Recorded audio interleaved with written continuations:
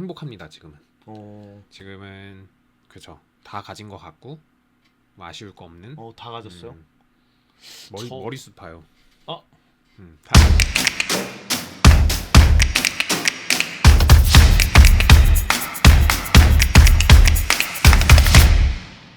여러분은 TMI 방송 함께하고 계십니다. 함께하고 계십니다.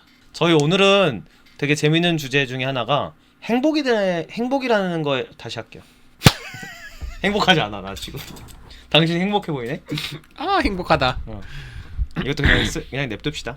네. 오늘은 좀 TMI에서 행복에 대한 이야기를 짧게 나눠보고 싶었어요. 그래서 우리 상일이는 행복한가요? 행복하죠. 이게 오. 사실은 모두가 현대인이 다 있지만 모두가 우울감이 좀 있잖아요. 현대인들은 웬만한 사람들이 좀 이상한 말인가? 그래가지고 행복에 대해서 생각을 많이 했던 것 같아요. 어렸을 때부터 행복한가? 행복이란 뭘까? 행복은 뭔가 생각을 많이 했는데 결국 제가 내린 결론은 행복은 현상 유지다. 행복은 현상 유지다. 저는 그렇게 결론을 내렸거든요. 행복이라는 게 그런 거 있잖아요. 행복과 쾌락은 다른 거다. 그래서 저희가 잠깐 뭐 맛있는 걸 먹을 때 이게 행복한 게 아니고 이건 쾌락이고, 이 맛있는 걸 먹을 수 있는 이 상황, 이 편안함, 이런 것이 저는 행복이라고 생각을 했어요. 이게 인생에 큰 이 플럭추에이션이 없는, 인생에 큰 굴곡이 없는. 그쵸, 굴곡이 없는 잔잔한 게 행복한 거다라고 저는 그 결론을 내렸어요. 그래가지고 저는 행복합니다. 지금은. 지금은 그죠. 다 가진 것 같고 뭐 아쉬울 거 없는. 다 가졌어요? 머리숱 봐요. 다 가졌죠. 저는 그 똑같은 질문을 받으면 솔직히 대답을 잘 못하는 편이긴 해요. 맞아요. 저도 어려운 말이에요. 이게 근데 이제 제 문제점을 제가 뭐라고 보냐면 행복이라는 정의를 너무 말도 안 되게 만들어 놓은 것 같아요. 제 자신이. 그러니까 막 이 정도는 있어야 되고 이 정도는 돼야 하고 이 정도 상태가 되어야 한다는 너무 이상적인 거를 행복이라는 기준에 놓다 보니까 그 정의에 따르면 나는 단 한 번도 행복할 일이 없을 것 같거든요. 저도 그런 생각을 해서 나온 답이긴 했어요. 그래서 저는 만약에 누가 행복하세요라고 물어보면 사실은 그 말에 네 행복해요라고 얘기하기가 참 자신이 없어요. 그래서 저는 되게 행복이라는 단어에 가장 취약한 사람이에요. 그래서 이제 그런 것들을 좀 얘기해봤으면 좋겠는데, 그래서 인터넷에 보니까 이런 게 있더라고요. 행복 공식이라고 들어보셨어요?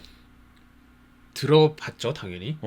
그래서 저희가 좀 짧게 준비해봤어요. 인터넷에 있는 것들인데. 근데 들어는 봤지 제가 이렇게 본 건 아니어가지고 네. 흥미로워요 지금. 그래서 노벨 경제학상 수상자 폴 사무엘슨 교수가 말하는 행복 공식은 행복은 소유와 비례하고 욕망과 반비례하다.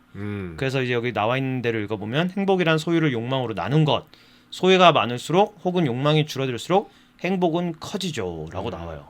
그래서 이걸 뭐 다른 랭귀지를 바꾸면 행복은 가진 것 나누기 원하는 것이다. 그러니까 소유와 기대, 뭐 조건과 기대, 이렇게 얘기할 수 있겠네요. 여기서 모순이, 수학을 해보시면 알겠지만 영을 나눌 수가 없잖아요. 저희가 가진 것이 없으면 가진 것이 없으면 행복도 존재하지 않아. 그러니까 undefined. undefined. 행복을 디파인할 수 없다. 가진 걸 다 무소유. 가진 걸 버려야 행복이라는 걸 생각하지도 않게 된다. 다른 종교로 가셔야 되는 거 아니에요? 무소유 이런 거 하실 거면. 근데 이게 저는 어느 정도는 진짜 맞는 말 같거든요. 그러니까 재밌어요. 이게 그러니까 소유, 그러니까 캐피탈이잖아요. 자산. 네. 자산이 많으면 많을수록 행복할 확률이 당연히 높고, 내가 인생에 대한 기대나 또는 원하는 것이 적으면 적을수록 가진 것이 그거에 비해서는 뭐 비슷하거나 계속 늘기 때문에 당연히 행복이라는 수치가 커질 수밖에 없고, 진짜 그런 것 같거든요. 기대가 너무 많은 사람은 너무 많이 실망하잖아요. 계속 기대하는 거는 사실 인간에게서 너무 힘든 일이고, 저는 사실은 그런 것 같거든요. 저는 소유가 어쩔 수 없이 좀 직업의 특성상 많은 편은 아니에요. 물론 그래도 감사하고 제가 이거를 이렇게 얘기할 만큼 가난하게 사는 건 아닐 수 있겠지만, 어쨌든 제 또래나 제 주변에 비하면 소유가 좀 적은 직장과 또 앞으로의 미래 포텐셜을 봤을 때 적은 편에는 생각하거든요. 근데 저는 꿈은 되게 많아요. 욕망. 네, 욕망은 되게 많은 편이라 그래서 생기는 조금 불행이라고 얘기하기엔 조금 무섭지만 안타까움, 속상함은 있는 것 같아요. 저는 이걸 되게 재밌게 들었던 게 이걸 처음 들었을 때 왜냐면 저 어렸을 때부터 많이 생각을 했다고 그랬잖아요. 전 항상 생각했던 게 저는 행복이라고 생각 안 하고 불행은 왜 올까? 불행이 뭘까라고 생각했을 때 불행은 욕심에서 온다라고 저는 생각했거든요. 모든 걸 욕심이라고 봤어요. 예를 들면은 내가 건강하고 싶은 것도 욕심. 내가 뭔가를 원하는 순간 거기서 불행해진다라고 생각을 했는데 그게 딱 이 말이더라고요. 여기서 나온 거대로 내가 없는 걸 갈구하는 순간 불행해진다고 저는 판단을 내려가지고 욕심을 버리자라고 항상 생각을 하고 살았었거든요. 실제로도 제가 객관적으로 봤을 때는 욕심이 좀 덜한 편인 것 같기도 하고 그래가지고 이걸 봤을 때 너무 재밌었어요. 아까 말씀하셨듯이 가진 것이 많은 분들이 예를 들면 자산이 뭐 10 밀리언이 있는데 나의 욕망은 나는 1 빌리언을 벌길 원해. 그럼 그럼 돈이 많아도 사실 소용이 없는 거죠. 그분은 10 밀리언이 있어도 행복하지 않은 거잖아요. 그렇죠. 아래 디노미네이터 이 욕망이. 근데 저는 여기서 보여지지 않은 것 중에 하나가 방금 상일이가 얘기한 것처럼 소유가 늘수록 욕망이 줄 수 있는가. 그렇죠. 그게 어려운 거죠. 이제 가진 거 성경에서도 많이 나오는 얘기잖아요. 그죠? 부자는 이제 뭐 낙타가 바늘구멍에 들어가는 것만큼 힘들다. 근데 부자라면은 큰 바늘을 만들 수 있지 않을까? 그것도 들어갈 수 기술을 있는... 발전시켜서 들어갈 수 있지 않을까? 아무튼 네. 행복은 소유에서 온다. 근데 저는 이게 참 안타까운 것 같긴 해요. 근데 제가 진짜 감사한 건 뭐냐면 여기에서도 이제 얘기하고 싶은 얘기지만 그나마 감사한 건 제가 가지고 있는 욕망이 소유와는 어떻게 보면은 조금 다른 컨셉의 욕망이 좀 많거든요. 그러니까 저는 이런 생각이 드는 거예요. 아까 방금 얘기한 대로 욕망이 그러니까 가질 수 없는 것들을 가지길 원하기 시작하면 사실 힘들어지는 거잖아요. 그렇다고 해서 근데 꿈을 멈추면 안 되잖아요, 인간은. 꿈꾸는 것과 기대하고 바라는 것과 욕망하는 행위를 멈추는 순간 인간은 발전이 없다고도 저는 생각하거든요. 근데 그게 소유와는 어떻게 보면은 비례하지 않는 욕망이 있을까? 나는 그런 것들을 조금 그러니까 좀 생각하기 시작한 것 같아요. 그러니까 행복이라는 거를 또 정의를 내리기가 사실 이런 뭐 공식 이런 것도 얘기는 하지만 정의를 내리기가 힘들죠. 왜냐면 각자가 자기가 정하는 게 뭐냐에 따라 다른 거니까, 그죠?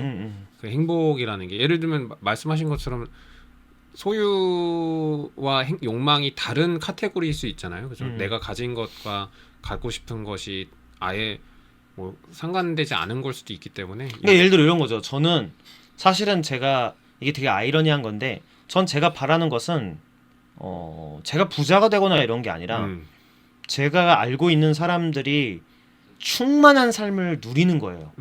그러니까 그 충만이라는 게 근데 이게 항상 소유랑 연관돼 있진 않잖아요. 근데 소유랑 분리돼 있지도 않죠. 어떤 그냥 가난해도 가족이 어쨌든 화목할 수 있는 거고, 그리고 가족의 화목이 소유가 늘어난다고 반드시 보장되는 것도 아니고.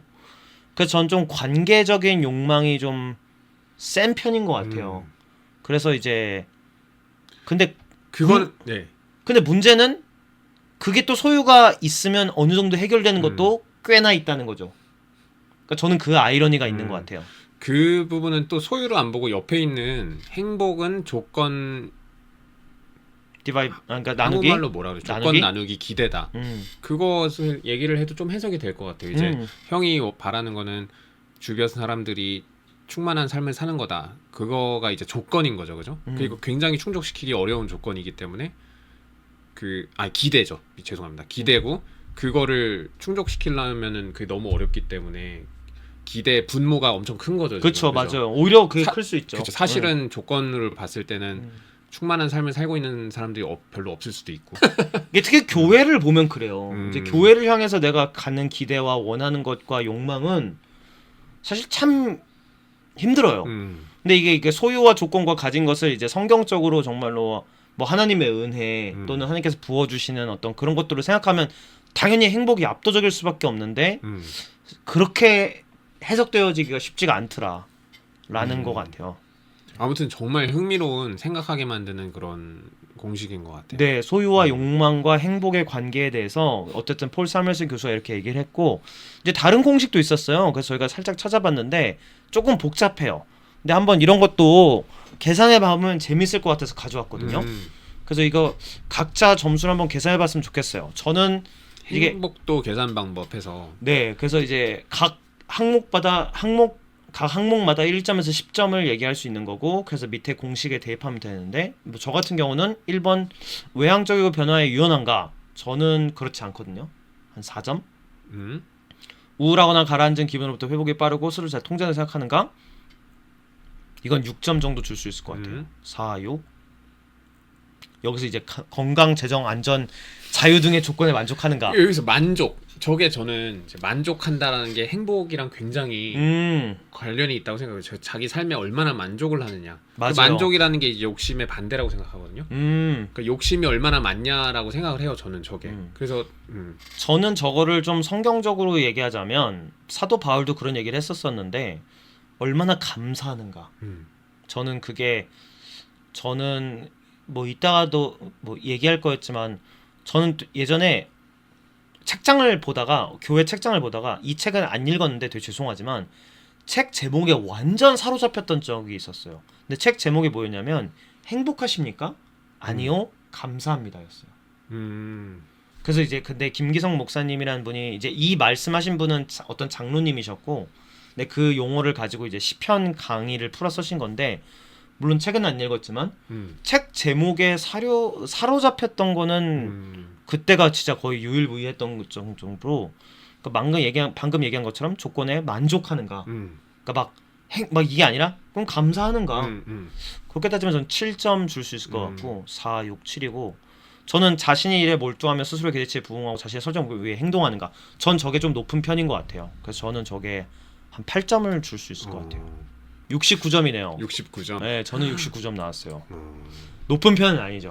우리 상혜 씨 한번 해볼까요? 저는 지금 비슷해요. 처음에 4랑 6 굉장히 공감되고요. 그럼 10점이고요. 네. 저는 근데 3번 만족하는 거를 한 9점까지 생각했는데 9점은 오버고 8점 정도 줄 것 같고요. 그럼 40점이고요. 근데 4번 자신의 일에 몰두하며 스스로의 기대치에 부응하고 자신이 설정한 목표를 위해 행동하는가는 한 4 정도 줄 것 같아요. 아, 정말요? 네. 저 부분이 굉장히 저는 열심히 한다고 생각했는데요. 저는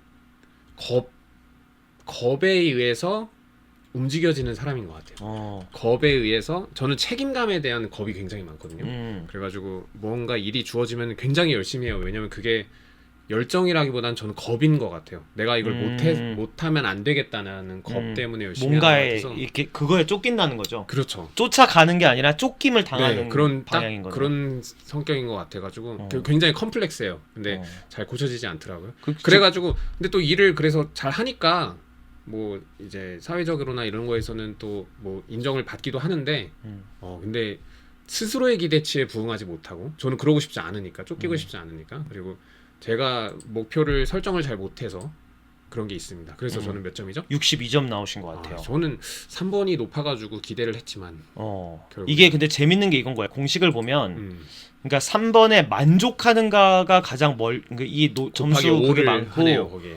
그러니까 1번과 2번, 저는 사실 이걸 봤을 때 이게 외향적이어야 행복하다는 거에 좀 마음이 걸렸었는데, 이게 아무래도 외향적인 사람이 좀 더 변화에 유연할 확률이 높아서 근데 이게 결국은 그래도 큰 그건 아니라는 거죠.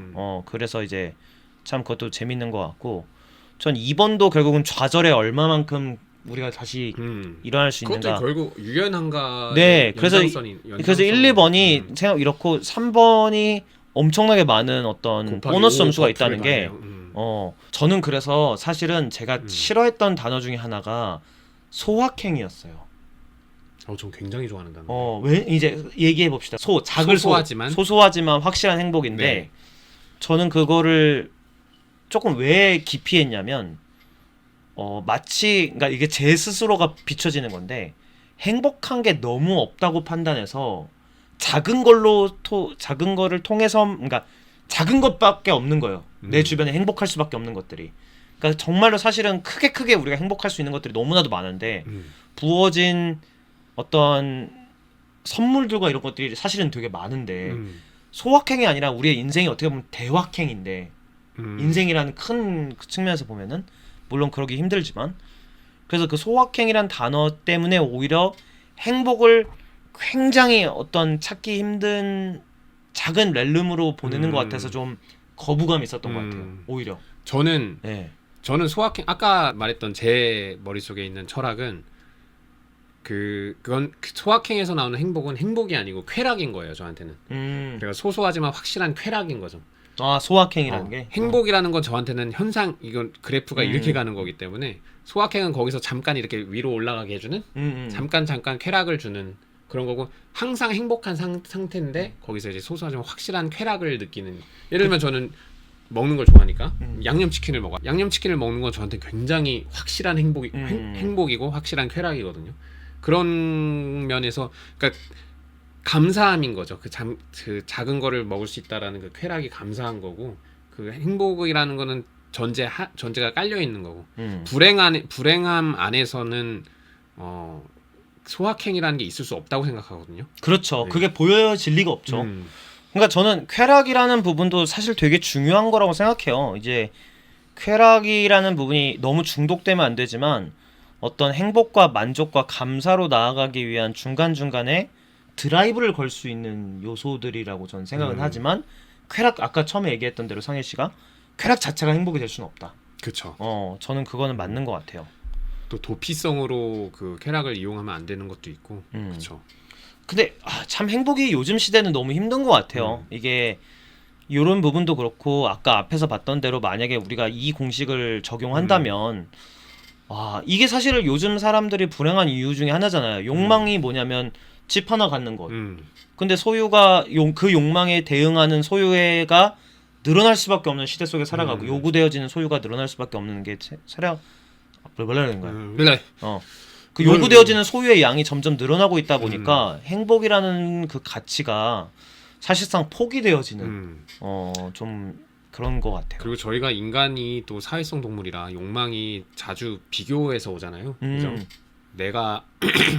나의 소유와 남의 소유를 비교했을 때 남의 소유가 더 크다면 내 욕망이 더 커질 수가 있기 때문에. 그렇죠. 소유는 그대로인데 결국 욕망은 올라가 버리는 그게 돼버리니까. 여러분 SNS를 끊어야 합니다. 아멘이라고 얘기해야 될까요? 저는 그래서 뭐 요것도 되게 재밌는 건데, 1번이 이제 회복력 그다음에 더하기 3번이 더하기 만족감 더하기 실행력. 만족감 곱하기 5 더하기 실행력 곱하기 3이네. 네. 그러니까 사실 재밌는 해석이네요. 그러니까 어떻게 보면 그러니까 현상 유지라는 단어, 그러니까 지금 자신에 만족할 수 있는가, 지금 그것도 굉장히 우리에게 중요한 것 같고, 이 다음 슬라이드는 제가 좀 개그처럼 가져왔어요. 이제 영어권 제 구글에서 찾은 건데, 전 수학을 또 좋아하다 보니까 이제 인생의 수학 공식이라서 삶에 사랑이 있으면 행복하다, 삶에 사랑이 없으면 슬프다. 그래서 이걸 더하면 러브는 이제 사랑은 취소되죠.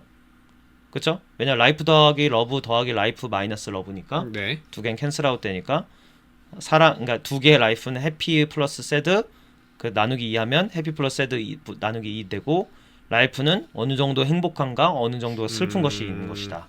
That's real life. Enjoy it.